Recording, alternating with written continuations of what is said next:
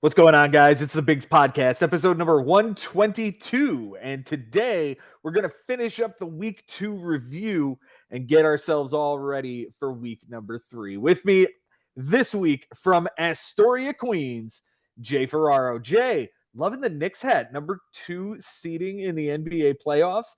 Gotta love those guys. How you feeling about their chances of getting to the Eastern Conference Finals? I mean, look, I just love watching playoff basketball when my Knicks are in there, and the energy in the city is on fire when the Knicks are in the playoffs. I'm looking forward to it. Man, Pat Ewing. If anybody knows, just Pat Ewing was my guy. Yeah, I'm an old school Knicks fan, lover of the '90s incarnations that got beat on by Michael Jordan. I digress. Let us dive into fantasy baseball now that we've alienated the first, I don't know, 3 minutes of our show talking about basketball. Let's dive into this thing. Let's talk about our first matchup this week between myself and Josh Haber. Josh getting himself a 12-7 win, a good solid win for to maintain the number 1 spot in the league going into week 3. Quite an incredible matchup between the two of us. On Sunday, he had a 1-run advantage, and I tied that. He had a 1-loss advantage, and he took 2 losses in order to give me that category. And he also had a 3 strikeout advantage. I took that by throwing a starter Graham Ashcraft that everyone was upset about. So the close categories this week, I win by 3 home runs, 2 RBIs, the loss, and 4 strikeouts. Josh wins by 2 saves, 3 home runs given up by a pitcher, and we tied in runs and triples. On my bench this week, I went 8 for 47. That is a 170 with 3 runs, 2 doubles, a homer, 6 RBIs, 5 walks, and 14 strikeouts. Now, Jay, here's where things were interesting this week, my friend. I did end up losing ERA by 23 points. And had I not started Spencer Arrighetti and Mom's Spaghetti on his sweater already, in his MLB debut, who went 3 innings, a loss, three walks, 3 strikeouts, a 21 and a 333 in Kansas City. I mean, look, you rolled the dice with that youngster, and so many guys are getting called up, are putting together some nice stat lines. So I figured, hey, let me go get that W with the Astros playing in KC. It didn't work out. You lost ERA. That dude's back on the wire, but I understand the thought process going into it, knowing that you were going to have to, put as many W's on the board against Josh this week.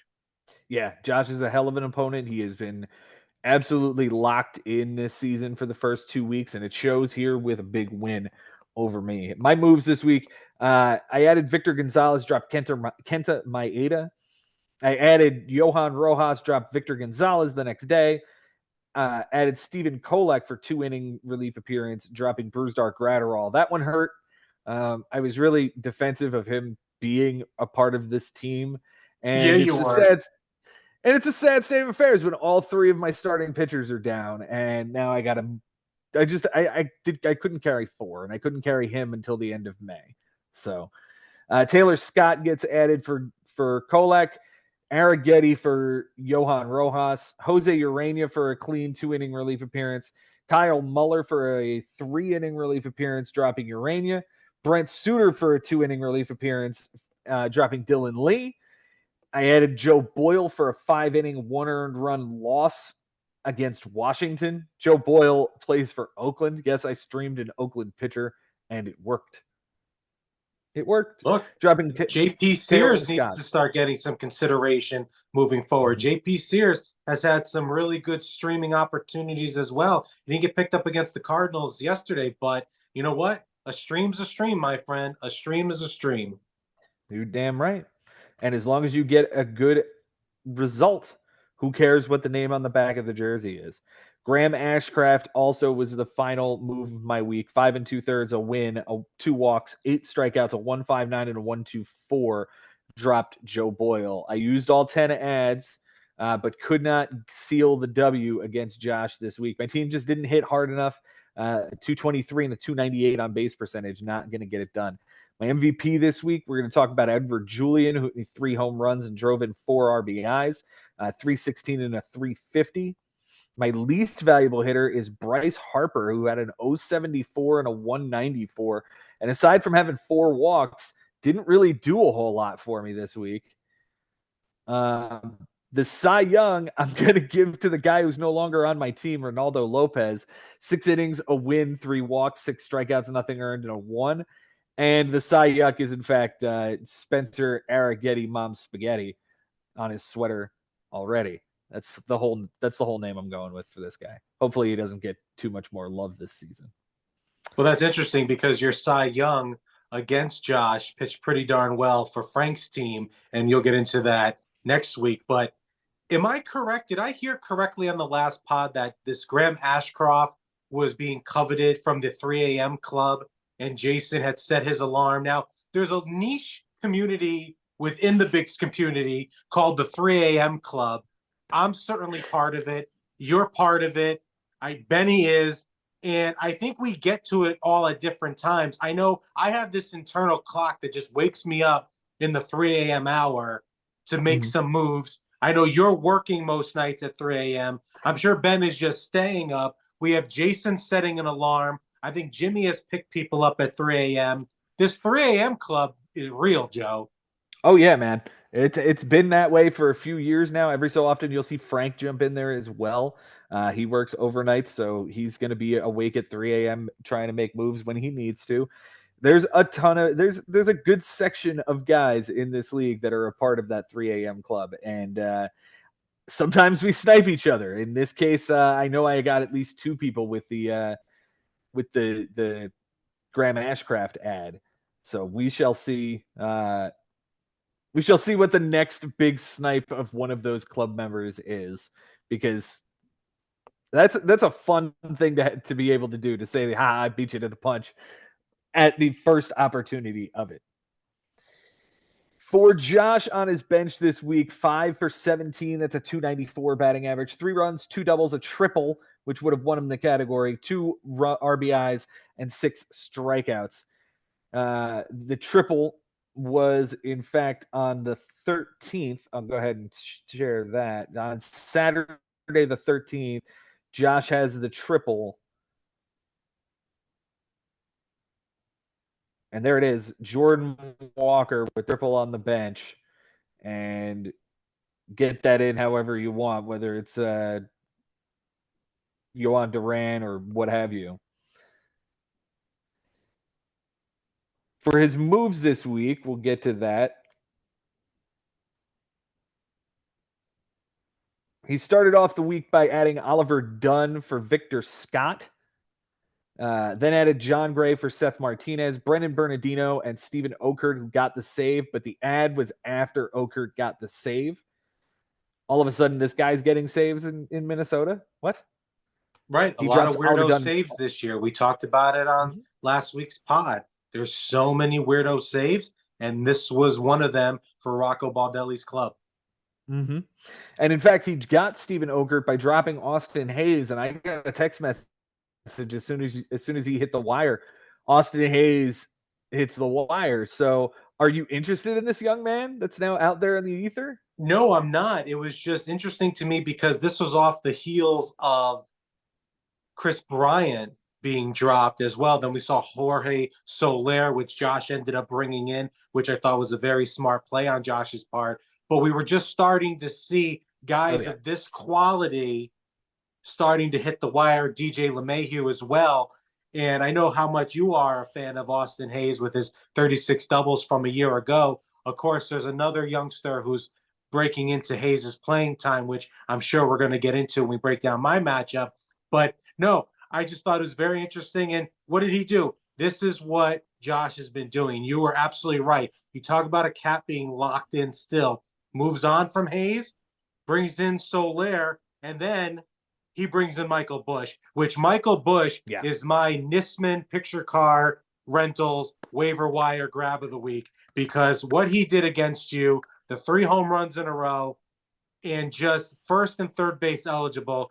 This was a savvy pickup from Josh, who had been on multiple teams up until this point, and I don't see this guy going anywhere for the foreseeable future. No, I think he's going to be locked in as either a first or third baseman for Josh for at least the next few weeks. We'll see how long this hot streak can ride, but dude's been batting like 315, so no reason to get him out of the lineup now. He added Whit Merrifield and dropped Miguel Castro. Then the day that came, he dropped John Gray and Ezekiel Duran for Jorge Soler and Michael Busch. That is 3 really savvy ads in a week. Hats off to you, Josh. He drops Merrifield for Caleb Ferguson, who got him a relief appearance. Dropped Okert for JP Fireeisen, and then dropped Fireeisen for Luis Ortiz. His MVP this week is going to be Adolis Garcia. Adolis Garcia, 417 with a 500 on base percentage, 5 runs, 2 doubles, 4 RBIs, 3 stolen bases, 4 walks, and 4 strikeouts. The least valuable hitter is Mitch Garver, 095 with a 208, 1 run, 3 walks, 9 strikeouts. The Cy Young this week, we talked about this guy last week. We'll probably talk about him again at some point in the future, but Logan Gilbert is really, really good. And he went 7 2/3, gave up 1 bomb, a walk, 8 strikeouts, a 117 and 078, and just continues to be the modicum of health.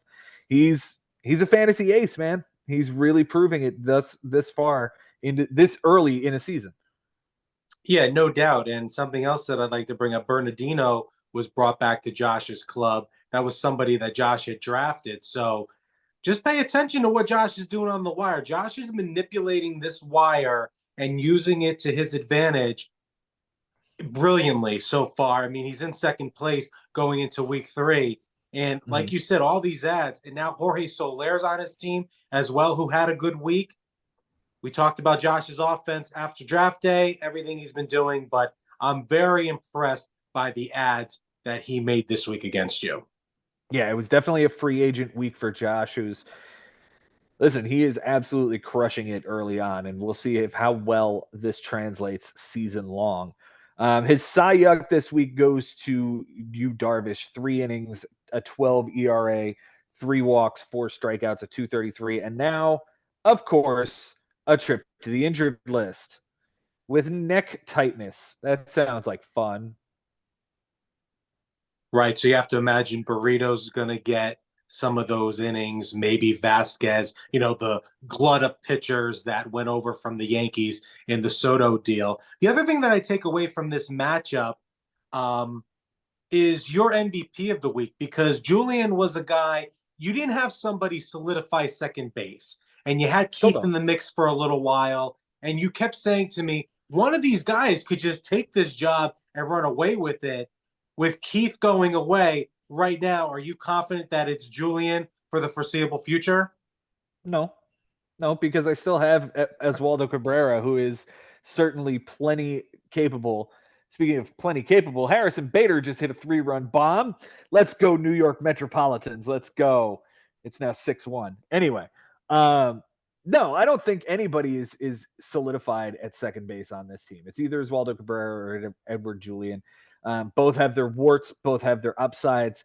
I have to mix and match per day.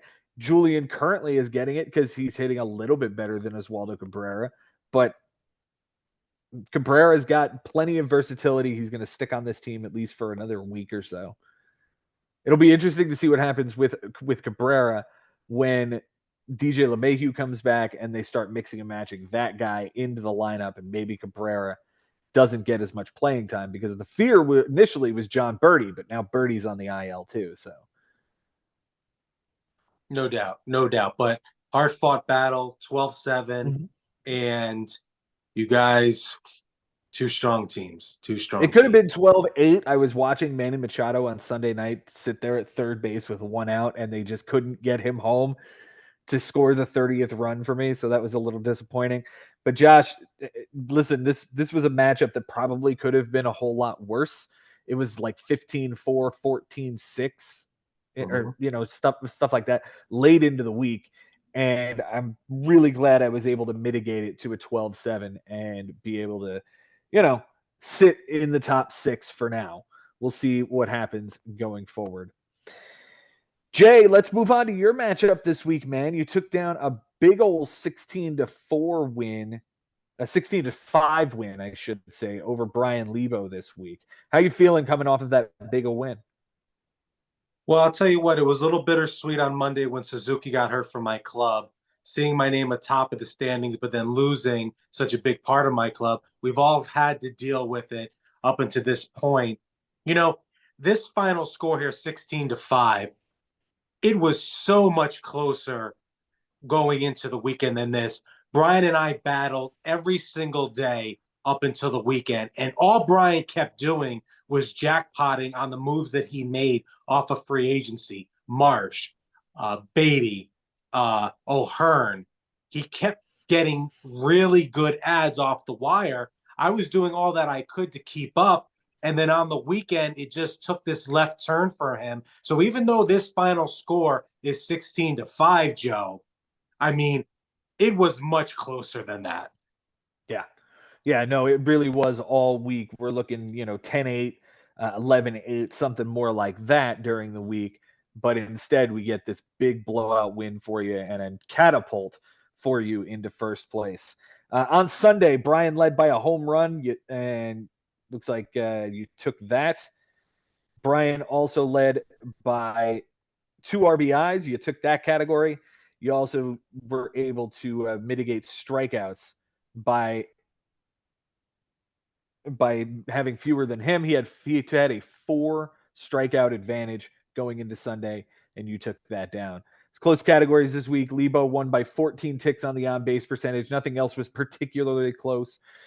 Jay, you won by a double, a triple, 2 homers, 2 RBIs, 2 strikeouts, and you guys did not tie in anything. Jay, for you on your bench this week, you went 5 for 19. That's a 263 average, 2 runs, a homer, 5 RBIs, a walk, and 4 strikeouts. None of that really matters as you won most of the offensive categories. Your moves this week, you dropped Geraldo Perdomo for Ryan Brazier, a clean relief appearance, Josh Seabours for Nick Birdie, and Michael Lorenzen for Landon Raup, a very bad relief appearance. And then the trade that I want to talk to you about here. You get Evan Carter and you give up Tanner Houck and Yuki Matsui. Why Evan Carter? Why these pieces? How did it come together and how do you feel about it? I'm happy with the deal. It was certainly hard to move on from Matsui, somebody who I do think could get some saves as the season progresses in San Diego. Truthfully, on draft day, I thought he would get the lion's share of saves out the gate. It hasn't happened. And with Evan Carter, not somebody that I was comfortable with paying the draft day capital in order to acquire this guy, but in order to add him to my roster via trade, this one made sense for me. And I think the underlining thing is I haven't been happy with Yoshida's production up until this point. So I wanted to start to mix and match with him and Yoshida. Right now, Yoshida has been shifted to the bench on my squad, especially now with the Suzuki injury. But when you have the ability to acquire a talent like Evan Carter on the Rangers, it was a no-brainer, something that I had to do. Yeah, I mean he's a young rookie. We certainly saw the if you guys follow us on Instagram at Stacking Commons, you saw that we got a signed Evan Carter in a package there. So we were super happy to find that. And now he's on your squad and you get to root for him all season. That's a lot of fun. Yeah, and don't forget, Evan Carter saw that video. He watched that story, and it was really exciting when we pulled that auto card of his. You know what? And he fits into my roster build, Joe. I don't think I would have acquired this guy if he didn't fit into my plans. I wouldn't have just arbitrarily gotten him because, okay, this is a young, talented guy, and I'm unhappy with Yoshida's production up until this point. Yoshida will eventually get things going and start to hit. It's unfortunate that he's immediately going to be, a mix and match guy until he gets going. And for Jason's squad, I wish Matsui well. I wish the Red Sox pitcher I traded well. And he was coming off two really good starts against the LA clubs. And Jason's done a good job acquiring a lot of pitching off the wire and via trades, after the Strider injury. So I'm Mhm. hoping this is a win-win for both clubs. And how it worked out, Evan Carter's first game with me, he hit a donkey. Yeah, he did. He hit a solo bomb. So congratulations on that.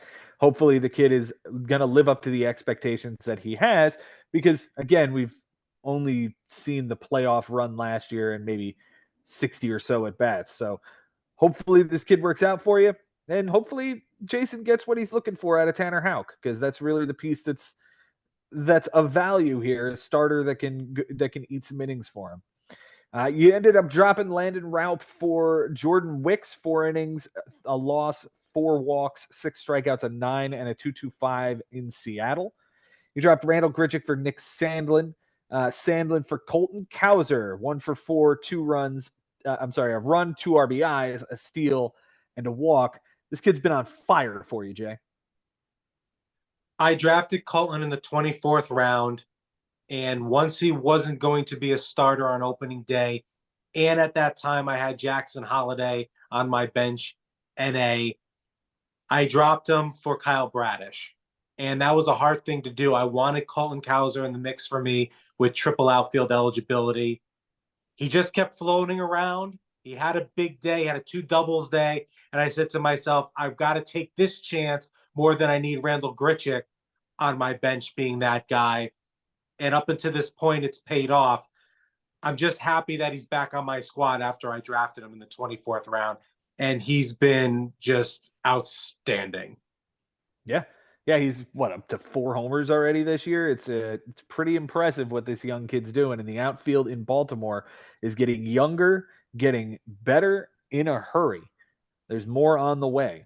You dropped Nick Birdie for Blaze Alexander, dropped Blaze Alexander for Will Vest, Jordan Wicks for Victor Gonzalez, and Ryan Brazier for Jorge Alcala, who gave you a 2 inning relief appearance and got a win to finish out your week. You used all 10 ads.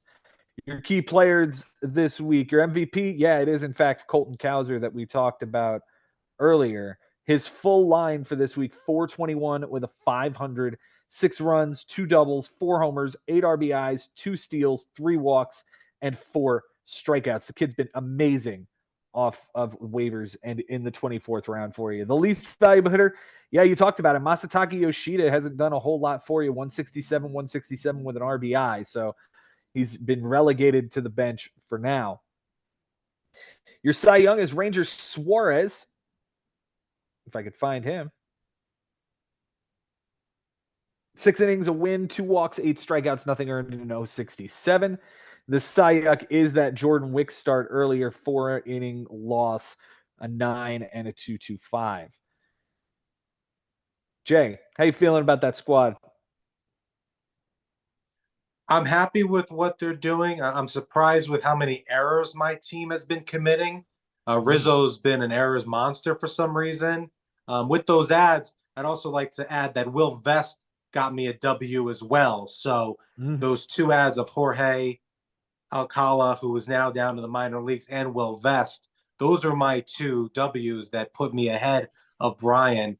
He had Burns going on Sunday, and it just didn't work out with Burns, even though Burns is an absolute monster. So, yeah, I'm happy with my squad. I've had to, add some pieces here, bring some pieces back, of course.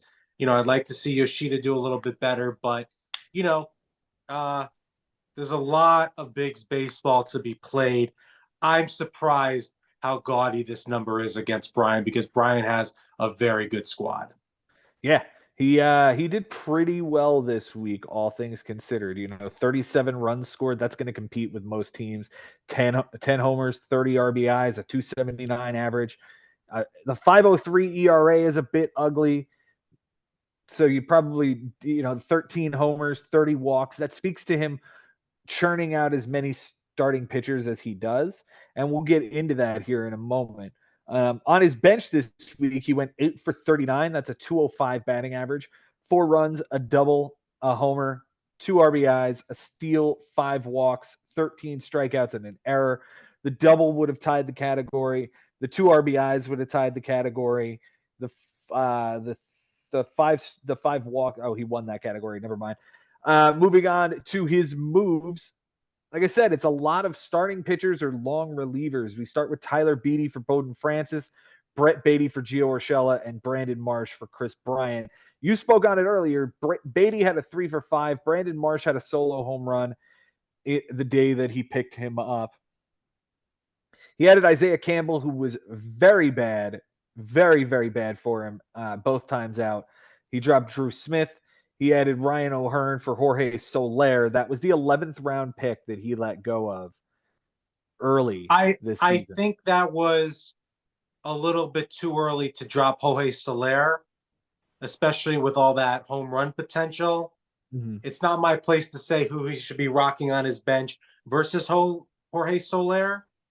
I'm not happy that he's on Josh's team now, but when Soler hit the wire, I certainly was surprised. But in that same vein, Joe, all these other offensive pieces he picked up were good for him, and they make his team just as good. Right. I mean, Ryan O'Hearn is really hitting the cover off the ball lately, and if he's going to be the DH in Baltimore, that's a really advantageous spot to be. He picks up Brian Hudson for Tyler Beatty and then immediately drops Brian Hudson for Brock Burke instead. So a wasted move there. Drops Isaiah Campbell for Jesse Chavez. Drops Brock Burke for Andre Palante and drops Dakota Hudson for Zach Thompson. He used all 10 ads this week. His MVP this week is Josh Naylor, 450 with a 577. 6 runs, 2 doubles, 3 homers, 7 RBIs, 6 walks, and 4 strikeouts. He has been absolutely bonkers. And he's the only guy on the Guardians other than Jose Ramirez, right? Oh, yeah. And I mean, those 6 walks against me, that sure as hell played, because if he doesn't do that, this number is even dirtier. But this was a fantastic draft pick by Bryan, and he's getting everything out of that guy. Josh, man, wow, 6 walks, 577. That's a week, friends. That's a week. That is a week. The least valuable hitter is Xander Bogaerts, a 105 with a 261, 3 runs, a double, a homer, 3 RBIs, 4 walks, 3 strikeouts, and an error. But he's got to pick it up here. Xander Bogaerts has been having a little bit of a weak go of it here to begin the season. He will, though. He'll get going. We know this is one of the most consistent players in all of Major League Baseball. So once this guy gets going for Bryan, especially with the dual eligibility, this is a nice piece for him to have. I mean, look, it's frustrating that he's come out of the gate this way, but he certainly is going to turn it around, and soon. This team is way too good to be this bad so far. Yes. Tyler Glasnow is the Cy Young. He's struck out 14 in a shutout 7-inning performance with a win and an 0.43 whip. He's really good and is the second best pitcher on this team behind Corbin Burns. The Cy Young, yeah, Isaiah Campbell really did the shit the bed for you. He had a 36 ERA across 2 relief appearances, a loss, 2 bombs, a walk, and now he's hit the IL. Just chalk this one up, Bryan, to running into the wrong guy on the wrong week. Jay, you had a fantastic weekend. You've really put the hammer down on this. And Bryan's going to be better than this. So for the teams that are facing him in weeks coming up, look out for Lebo to stomp a ditch in somebody. Oh, absolutely. Good luck with Glasnow and Burns. Good luck facing that when it's your time. And you get those guys, maybe 4 times. Good luck. Mm-hmm.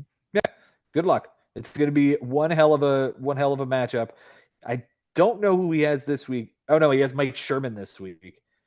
So it'll be interesting to see what he's got up against Mike Sherman. Could be already that stomping that his team so desperately needs right now.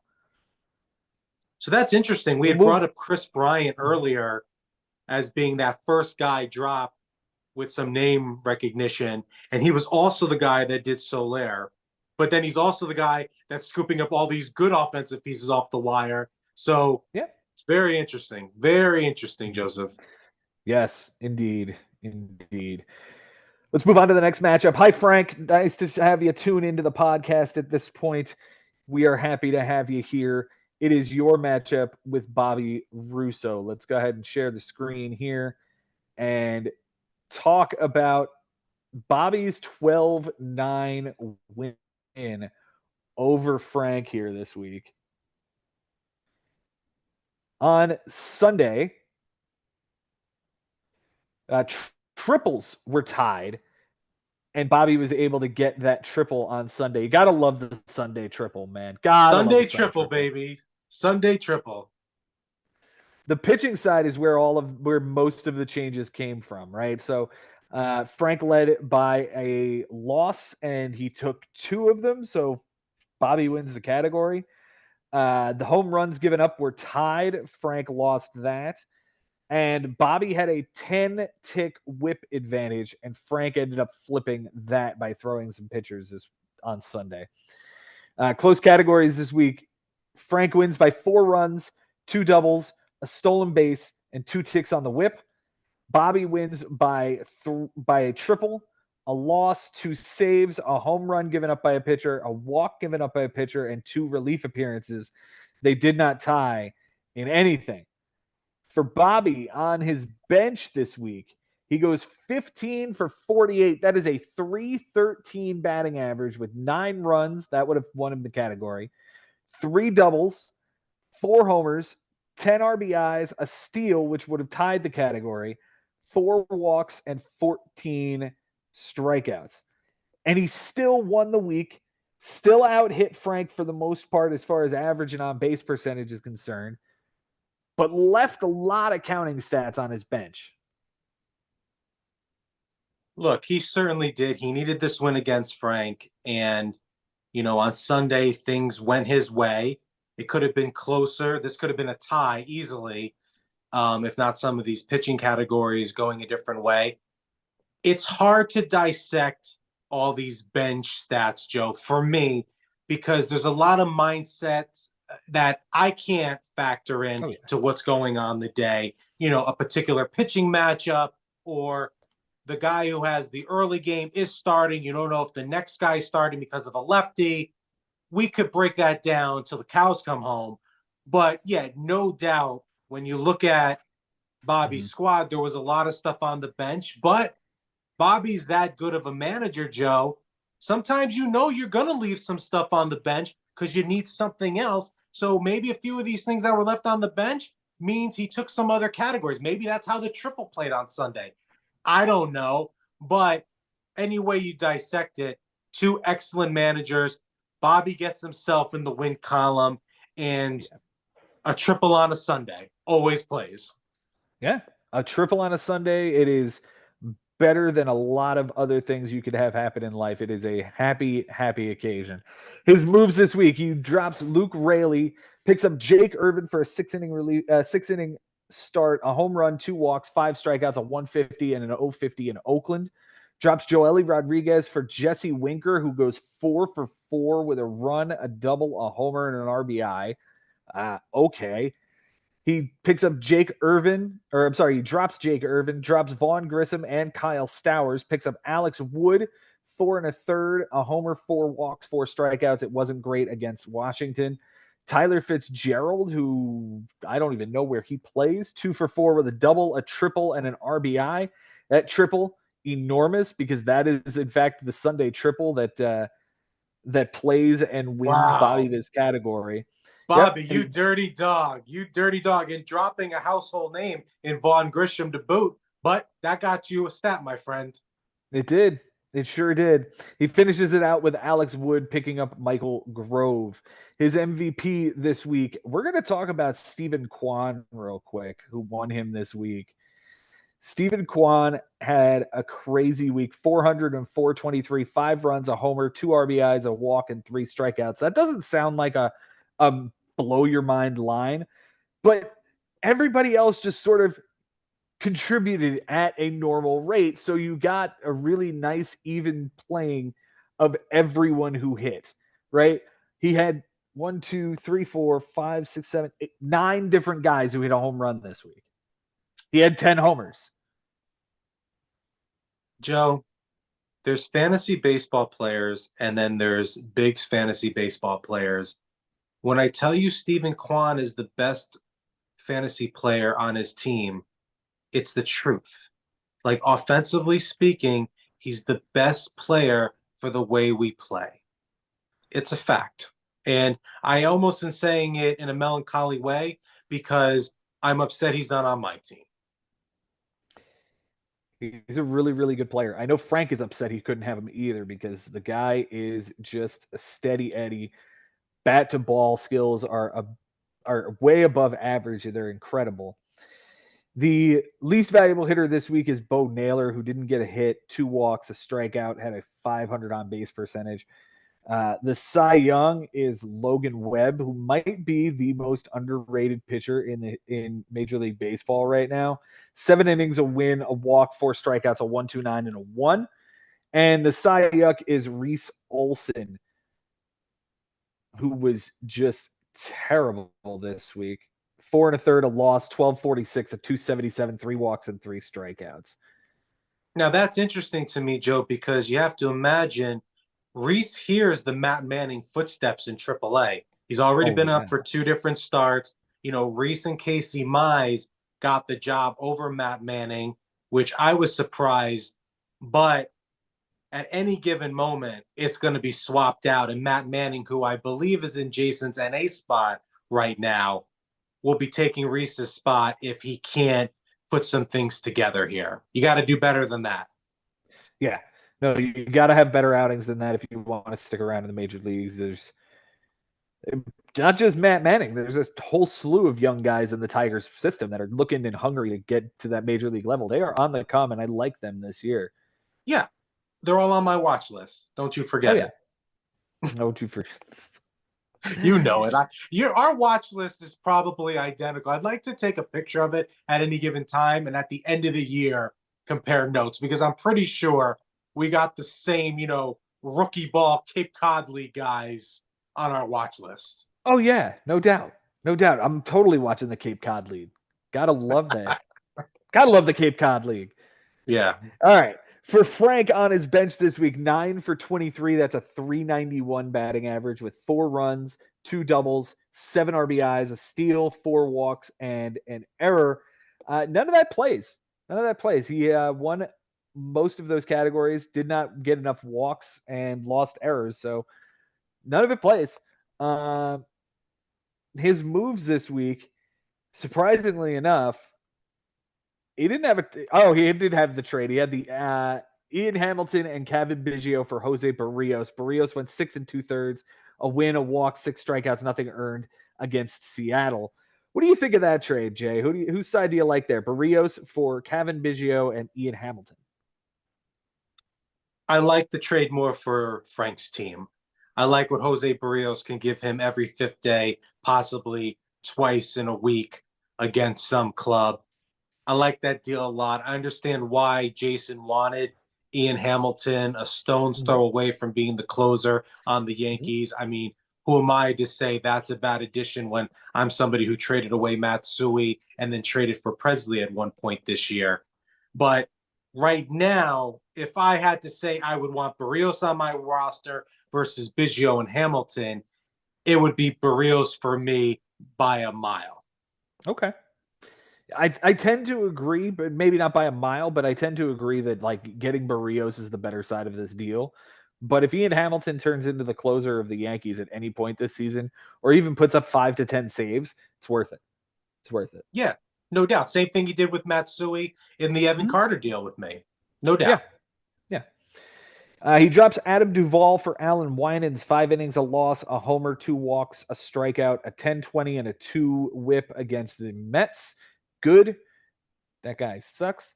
Added Danny Jimenez, drops Alan Winans for Dane Dunning, 5 innings, a win, a homer, 2 walks, 3 strikeouts, a 540 and a 140 in Houston. Tyler Matzik gets dropped for Joe Jimenez. Dane Dunning and Danny Jimenez get dropped for Austin Adams. He used 5 ads. Surprisingly enough, Frank has not maxed out his ads yet this season. His MVP this week is Ellie De La Cruz, 348 with a 400 8 runs, a double, 4 homers, 7 RBIs, a steal, 2 walks, 4 strikeouts, and an error. Elly De La Cruz, have yourself a week. And good for Frank because he went all in on that guy. And for there only to be 4 Ks on that stat line, that's everything you can ask for with De La Cruz. Yeah. Yeah, this kid's going to be electric. He's going to do things like this. But then again, he might put up weeks like Jackson Holliday did this week. 067 with an 067, 3 runs, an RBI, and 9 strikeouts. You know, these kids are young. There's a lot of young kids on Frank's team.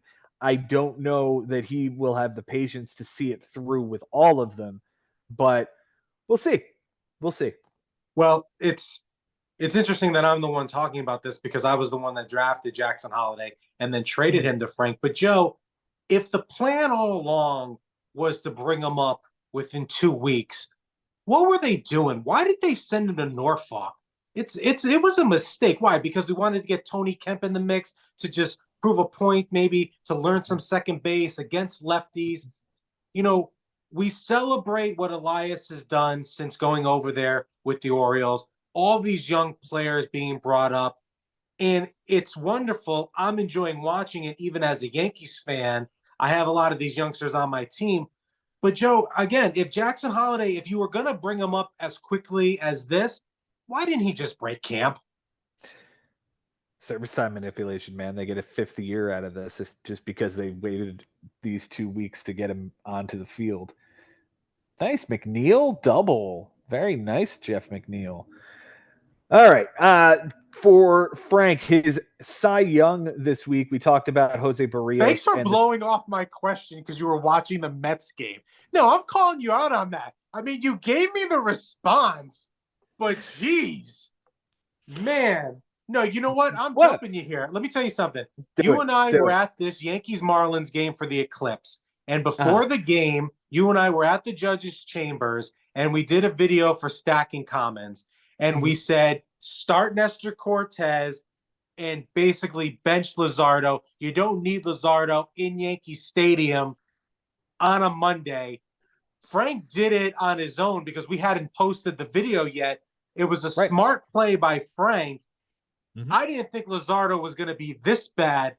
We were there in the stands. He walked Jose Trevino not once, but twice. Jose Trevino, sometimes I don't even want to call him the full-time catcher or the part-time catcher because I think it's a good timeshare. So we'll call it the 50-50 catcher with Austin Wells. But you walked that guy twice. He gave up a bomb to Volpe. He gave up a wall scraper to Soto, and that was his afternoon. Like, sorry about it. His Cy Yuck this week is Pierce Johnson, who had a 20.25 ERA across 2 relief appearances. Yikes. Frank is in a decent spot here in 9th place. Bobby digging himself out of a week 1 hole. So we'll see how these guys manage throughout the year. But Jay, this was a really competitive matchup and could have gone either way.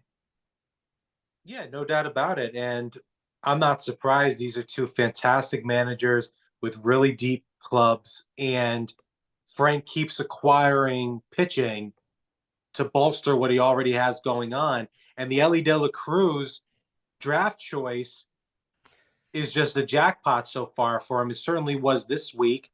And any way you slice it, Joe, I don't know what the final numbers are going to be with De La Cruz, but that was the discount year as far as 2025 goes. He's a first-round talent in 2025 drafts. He could be. Yeah. If he continues on this trajectory, he could have 25 homers and 40 steals, and that definitely makes him a first-rounder next year. And if that's the case, then I see Frank being a playoff team on the back of Elly De La Cruz and the other pieces that are on this team.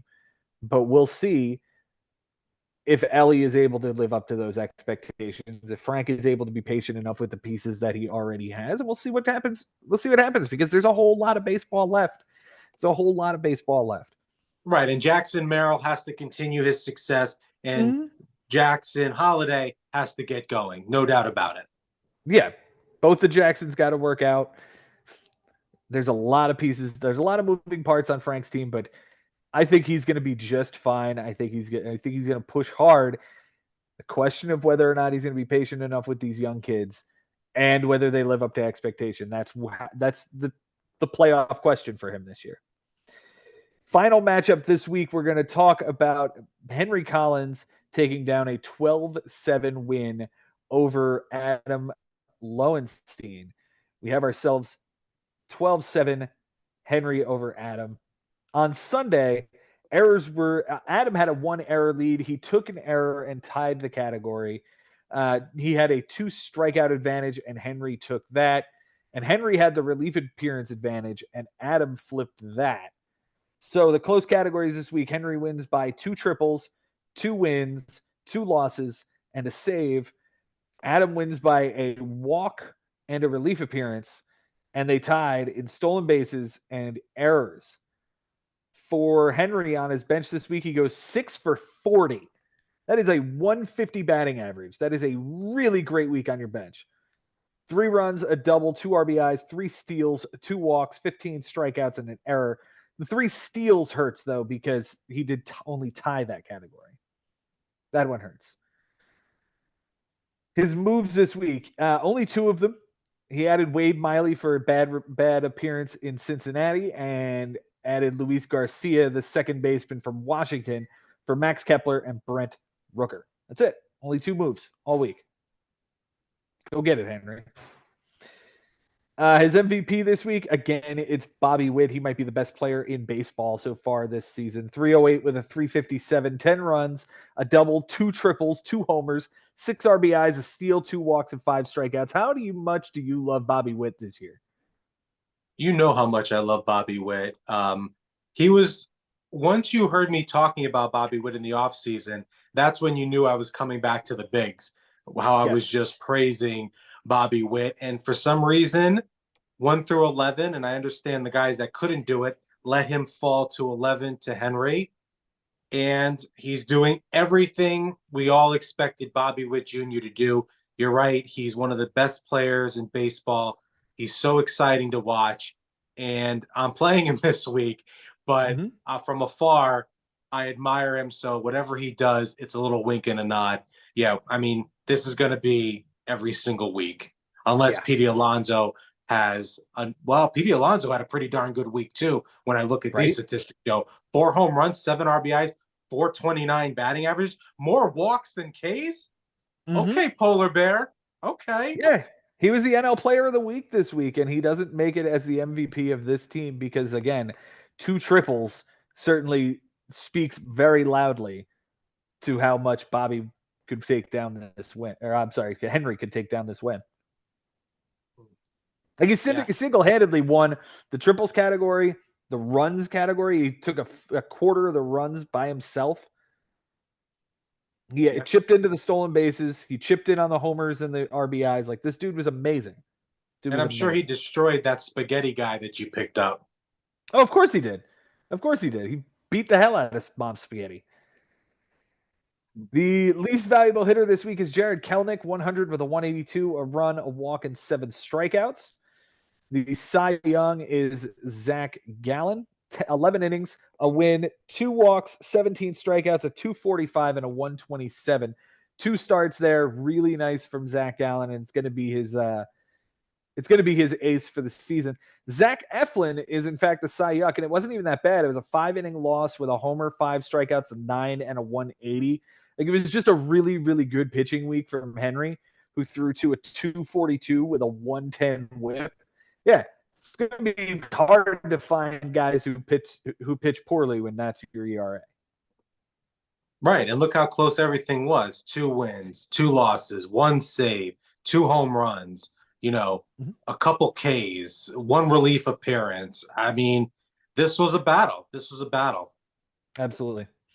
For Adam on his bench this week, he goes 6 for 22. That's a 273 average. 3 runs, 2 doubles, an RBI, a walk, 3 strikeouts, and an error. His moves this week, and he was part of another trade. He traded away Kevin Gossman and received Ronel Blanco and Bryan Reynolds. You and I talked about this at the Yankee game as well on Monday. because this was the trade that went down and we were super, super excited to look at it. Yeah, this was a fun one. This is ended up getting Cody the moniker of a shark. I like what he did here, and I like that Bryan Reynolds, who is a really, really good ball player for the bigs, that Adam brought him in as well. And then you roll the dice with this youngster on Houston. You see what sticks there. It's a guy who could win at least 10, 11 games, when the Astros are right with that pen and that offense. So why not roll the dice there? But yeah, this was a fun trade to come down on Monday, starting week 2. Oh yeah, yeah. Along with it, Jake Fraley and Ryan Barucki get dropped for Cade Smith, who gave him a relief appearance. He drops Willie Castro for Marco Gonzalez, 6 innings, a homer, 3 walks, 5 strikeouts, a 3 and a 150 in a no decision in Philadelphia. He dropped Gonzalez for David Fry, dropped Tom Cosgrove for Seth Martinez, and that was it. He only used 4 ads. His But forget MVP about this the week ads, is. Joe. Go ahead. Forget about the ads, man. You picked up Marco Gonzalez, and you have the sack to start him in Philadelphia. Well done, Adam. Well done. Yeah, Adam. That was ballsy. Very ballsy. His MVP this week is Jose Altuve, 393 with a 500, 6 runs, 4 doubles, 2 homers, 4 RBIs, a steal, 5 walks, and 4 strikeouts. The least valuable hitter is Orlando Arcia, and he is no longer on the roster. He did not get a hit and had a 250 on base with a run, a walk, and an error. Orlando Arcia, ironically enough, now goes to Frank on a waiver claim after this drop. And Frank had him during the long week for a minute and then moved on from him. But I think this is a good ball player. I mean, he's on the Braves, and he has put up some decent numbers going into the 3rd week. I do like that cat. Yeah, I think he's serviceable enough that he could be somebody's backup or swing starting shortstop, Yeah. Yeah. He's certainly better than somebody like Tim Anderson. The Cy Young this week is Yusei Kikuchi, 6 innings, Damn, 2 Bryan walks. didn't need that. Bryan didn't need that. That one Bryan's hurt, a right? friend of the show, and most importantly, Bryan is a friend of Stacking Comments. Yes, he is. Yes, he is. But Bryan, Timmy Anderson? I don't know. 6 innings, 2 walks, 9 strikeouts, up 150 and an 083 for Yusei Kikuchi, who is Adams' Cy Young this week. His Cy Young is Hunter Brown, who, holy shit, what happened here? 2/3 of an inning, a loss, a homer, a walk, a 121.5 ERA, and an 18 whip. That is absolutely gross. Absolutely gross. Yeah, it's really gross. Really gross. And you know what? This goes into play what's going on in Houston right now. Presley's had some issues to start the year. So has Hader. So has Hunter. Framber's on the shelf.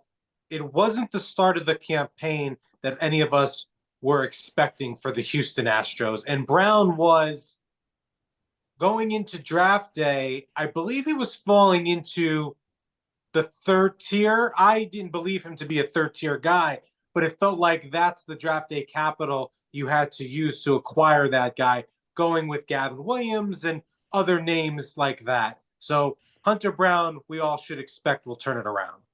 Yeah, he's going to be a fine number 4 or 5 for the Astros when everyone's healthy, when everything is back to normal. Because, yeah, they're having a really rough start to the season, and that's okay. It's a marathon, not a sprint, and this is a 6-month campaign.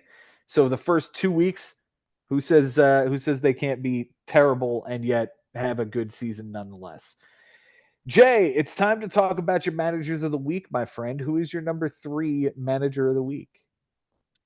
My number 3 manager of the week, I'm going to give it to Bobby versus Frank. Bobby getting himself into the win column and, doing a lot of things there on Sunday, getting that triple on Sunday versus somebody that we really don't know who plays Major League Baseball, but dropped a household name in Vaughn Grisham on the men to do it. So I'd like to give Bobby 3. I'd also, let's say, for number two, uh, you know what? Let's say Benny getting his first W of the year. Well, actually, Hey, wait. Against Cody, and Cody's learning the league along the way, but Benny LeBenz, he did well there. And as far as the number one manager of the week, you know what? I'm going to give it to Jason because he got himself in the win column after just the flurry of moves that he did with picking up starters, making all those trades. I'm going to give it to Jason. yeah, he's completely revamped his entire roster by making all of these moves, and it gets a good win. Congratulations. Jay, I thank you so much for being here with me, man. We got in just under an hour on this one, so I love to have you on and love to talk baseball with you. Thanks for being here, dude. I love it. I think we get into the hour because there is no Benny math on this one, trying to do the percentages. Mm-hmm. Uh, I mean, look, Ben gets closer than I would ever get in trying to figure out those statistics. No doubt. But that's why. And I love this Cary Grant story. I love the Cary Grant story Right? on the set of North by Northwest. It's my favorite Hitchcock movie, and I absolutely love that. And you know what? I think that speaks to a point. Thursday was a very light week in week Mm-hmm. two. Everyone started attacking the wire. You know, Blaze Alexander's a guy that gets played up on a light day. A lot of guys went, but Benny was talking about benching Soto and costing him a chance to get into the finals or continue on in last year's playoffs. And sometimes, Joe, in the bigs, you just got to let your team play and not overmanage. And I'm saying this to myself because in the past, I've overmanaged and cost myself statistics across the board. I may have done it today with this Landon Knick-Knack Paddywhack character against the Washington Nationals. But you know what? Like Benny said, just look at Cary Grant. Just let your boys play sometimes. That's why you drafted them. That's why you attack the wire. We're all savvy, all 16 managers, and sometimes we do something weird because it's a light day when we don't need to do it. You're right. You're right. You don't have to attack everything every day. And given that we only have 10 moves to delegate over a 7-day period, you can't really attack every single day. You have to be selective on when you do that. Savvy managers, top to bottom. Can't wait to see what the rest of this year holds. Jay, thanks so much for being here, man. Love you, brother. Always. Guys, thank you so much for being here with us. And if you want more of this, just go ahead and subscribe. Start talking to us. You can be a part of these shows if you want. Just hit me up. But until next time, guys, it's been real, it's been fun, and it is always real fun in the bigs. We'll see you next time.